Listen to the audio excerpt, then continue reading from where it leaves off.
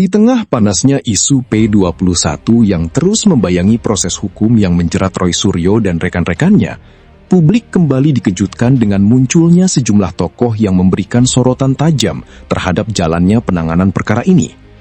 Perdebatan yang sebelumnya hanya berkutat pada status berkas perkara, kini berkembang menjadi pertanyaan yang lebih besar, yakni mengenai transparansi, kepastian hukum, dan kepercayaan publik terhadap proses yang sedang berlangsung.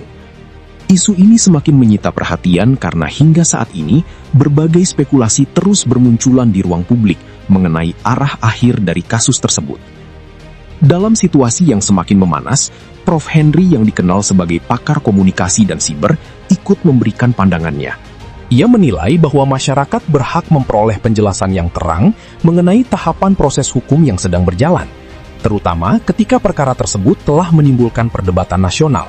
Ini seringkali memang untuk killing the messenger. Itu di banyak tempat seperti itu. Termasuk mengabaikan hukum formil maupun hukum materialnya. Jadi saya agak khawatir kalau teman-teman walaupun berharap tidak ada P21 ya. Saya juga berharap seperti itu.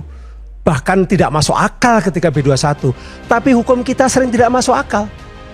Persoalannya seperti itu. Maka bersiap-siaplah ketika tidak masuk akal itu dan kita harus speak up. Saya speak up bukan untuk membela teman-teman Bung Roy ataupun tidak. Saya speak up untuk membela Indonesia yang lebih besar karena ini bisa dipakai untuk mengkriminalisasi orang di mana-mana. Ini yang besar seperti ini yang jadi perhatian publik saja. Ada banyak sekali keanehan apalagi yang di daerah-daerah. Coba kalau itu dibiarkan dengan interpretasi tentang Undang-Undang ITE secara liar. Tadi pasal 35 kayak apa, diinterpretasi asal-asalan, pasal 32 diinterpretasi asal. Saya memang mengatakan di dalam penjelasannya tidak ada. Memang dianggap cukup jelas, makanya penjelasan saya ini untuk menjelaskan sebagai tanggung jawab moral saya. Tapi kalau Anda merasa bahwa tanggung jawab saya menjelaskan itu dianggap hanya sebagai interpretasi yang asal-asalan, emang Anda itu ikut buat undang-undang ITE enggak? Itu loh. Tidak hanya itu, perhatian juga datang dari Ketua Indonesia Police Watch, Sugeng Teguh Santoso. Dalam berbagai pernyataannya terkait penanganan perkara Roy Suryo dan kawan-kawan, Sugeng menekankan pentingnya kepastian hukum serta kejelasan proses yang dilakukan aparat penegak hukum. Ia menilai bahwa setiap tahapan yang dijalankan harus dapat dipertanggungjawabkan secara terbuka kepada masyarakat agar tidak menimbulkan persepsi yang berbeda-beda di tengah publik. Kepastian hukum itu dalam perkara ini menjadi sangat dibutuhkan, ya. Kepastian hukum. Kepastian hukum. Okay. Kemudian dalam pertentangan para pihak ini kita memerlukan wasit, ya. Menurut saya wasit itu ada di pengadilan. Menjadi terhormat bagi Roy Suryo dan kawan-kawan menguji juga kebenarannya di pengadilan, ya. Sehingga ketika nanti dibebaskan di sana, itu tadi perdebatan bukan soal narasi. Ya kalau dibebaskan, tapi memang kalau kebenaran, ya. Nggak dibebaskan, ya. Kalau kemudian pada sisi lain, korban juga membutuhkan kepastian. Bahwa hak dirinya juga membutuhkan untuk dipulihkan. Ya. Hanya melalui putusan pengadilan lah kita mendapat masyarakat, ya, mendapatkan satu pelajaran yang penting, bukan melalui perdebatan-perdebatan yang tak berkesudahan. Demikian, terima kasih. Ya. Meskipun perdebatan ini ada kuliah hukum yang mungkin tidak didapatkan di bangku Fakultas Hukum. Oke, silakan, Bung Rizal, silakan.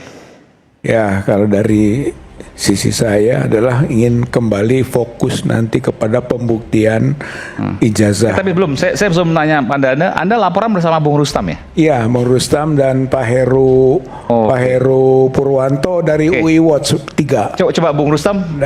Bung Rustam. Iya, di situ, Pak Prof. Henry. Anda lapor juga soal pasar pramuka? Ya, betul. Bismillahirrahmanirrahim. Oke, Anda boleh sini.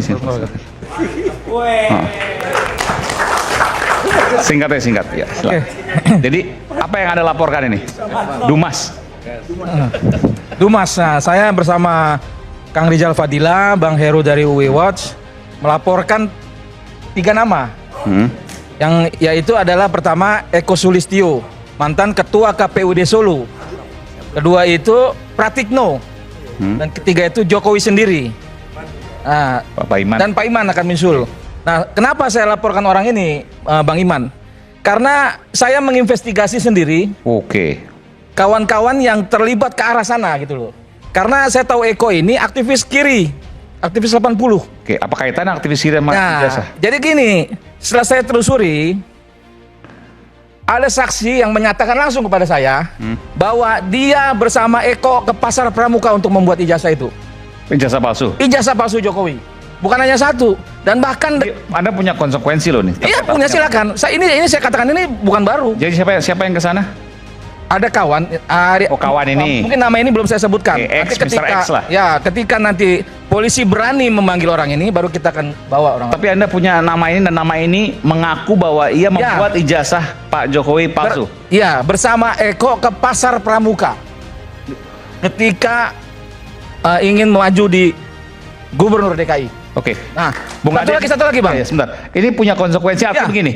Ada saksi yang dia Silakan. yakin, Bung Rustam ini yakin membuat ijazah palsu di Pasar Pramuka. Dia lebih Iya sih, lebih- ini nama ini kan bukan hanya baru.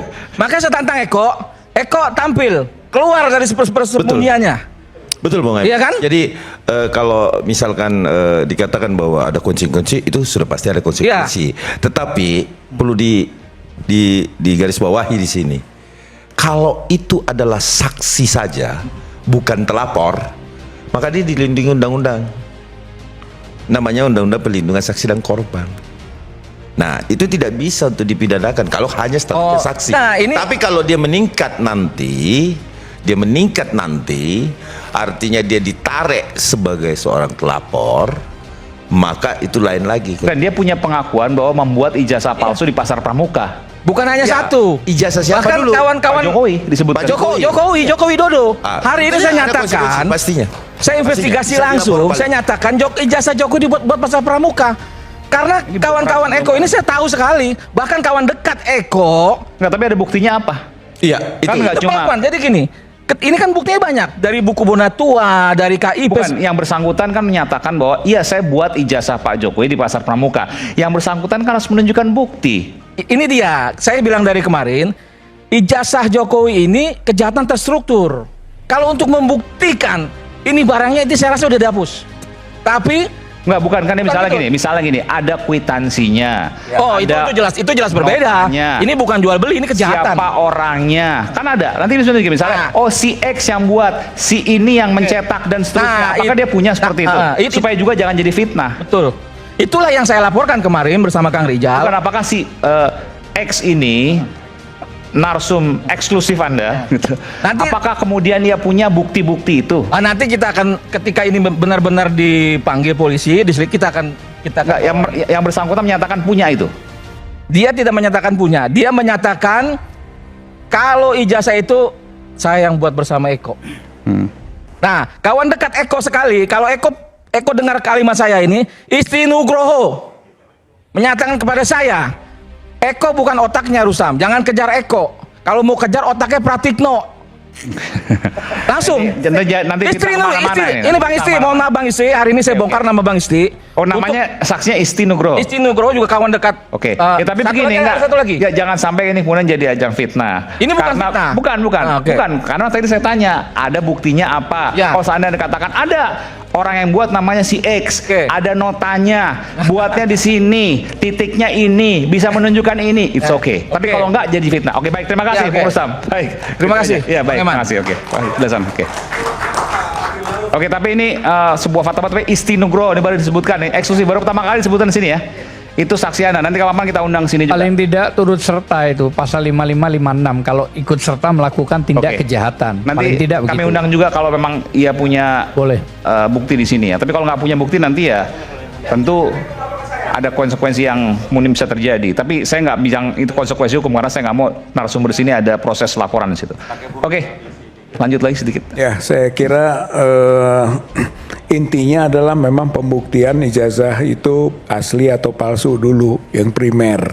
Itu mau jalur manapun gitu. Kalau memang jalurnya melalui proses tanda kutip ya pekriminalisasi seperti ini, kita tempuh juga.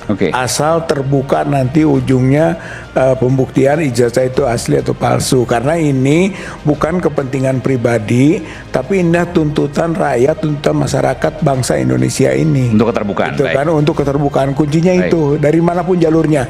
Yang kedua sedikit itu yaitu bahwa proses yang kita lakukan sekarang pengaduan masyarakat ke Bareskrim itu artinya melakukan satu kebersamaan lah antara masyarakat yang memberi informasi dan indikasi-indikasi, petunjuk-petunjuk dengan pihak yang punya kompetensi langsung untuk bisa melakukan langkah-langkah itu, yaitu pihak dalam hal ini Bareskrim, Mabes Polri. Prof. Firman silakan, 2 menit aja silakan.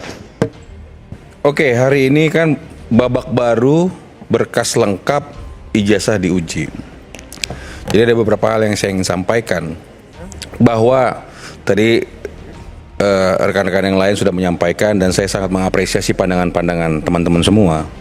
Tetapi yang ingin saya sampaikan adalah bahwa pengaduan yang menjadi laporan yang disampaikan oleh Pak Jokowi itu sudah diakses oleh semua pihak, ya, oleh pihak penyidik, pihak kejaksaan, dan seperti judulnya yang sekarang ini sudah lengkap, kira-kira seperti itu. Sehingga saya juga tadi mendengar bahwa ya kita uji aja, kita buktikan. Maka tadi saya lurusin juga ada pandangan di floor mengatakan itu disita enggak. Itu diserahkan, ada berita acara penyerahannya. Bukan penyitaan ya. Dan itu untuk pembuktian sebagai alat bukti. Karena kan dia diduga katanya ijazahnya palsu. Seperti itu. Jadi yang kita ingin sampaikan, ketika kita membangun narasi, jangan membingungkan atau mengambil sepotong-sepotong. Faktanya, pengaduan pelaporan yang disampaikan Pak Jokowi dengan alat bukti yang sudah diberikan, hari ini sudah ada tersangkanya. Pihak penyidik sudah menyampaikan bahwa tidak perlu lagi ditambahkan apapun karena pihak kejaksaan sudah menganggap sudah cukup lengkap. Kira-kira seperti itulah. Sehingga yang kita ingin sampaikan, Pak Jokowi juga perlu kepastian hukum. Apakah ini bisa berproses? Tidak hanya tadi disampaikan kami begini, kami berjuang, nggak gitu juga. Oleh karena itu, yuk kita uji aja. Kita uji apakah laporan yang kita sampaikan, pasal-pasal yang kita sampaikan itu bisa kita buktikan. Yang mana kita sudah sampaikan juga, termasuk alat bukti sudah kita kasih juga. Sebaliknya, teman-teman yang lain silakan. Apakah bisa menyangkal temannya Pak Jokowi yang ikutan wisuda, teman Pak Jokowi yang ikutan kuliah, ya, UGM yang sudah menyatakan bahwa itu ijazahnya benar, bahwa Pak Jokowi setelah mengikuti Tridharma Perguruan Tinggi dan sebagainya. Jadi narasi-narasi yang dibangun ini jangan sampai menyesatkan kalau dari saya. Sehingga yang ingin saya sampaikan, dukung Polri, dukung kejaksaan untuk menyelesaikan persoalan ini. Karena saya yakin pihak kepolisian dan pihak kejaksaan berani.